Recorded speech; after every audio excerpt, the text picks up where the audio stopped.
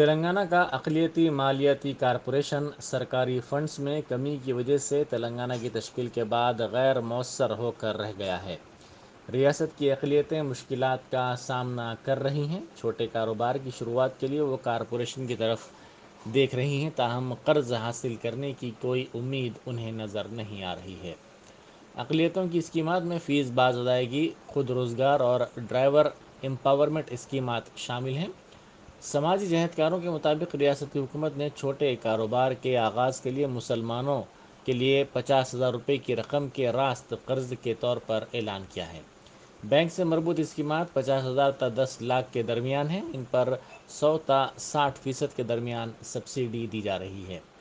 Driver کم owner scheme کے تحت 14,000 بے روزگاروں نے درخواستیں داخل کی ہیں۔ سال 2017 میں 409 درخواستیں داخل کی گئی ہیں اور 2020-21 میں 106 افراد نے درخواستیں داخل کی ہیں۔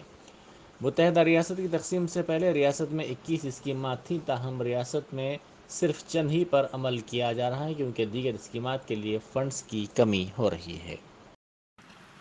اقلیتی مالیاتی کارپوریشن کی اسکیمات کے سلسلے میں حالیہ اسمبلی اور کونسل کے سیشن کے دوران مجلس کے فلور لیڈر اکبر الدین اویسی نے بھی اس مسئلے کو اٹھاتے ہوئے حکومت کو توجہ دلائی تھی۔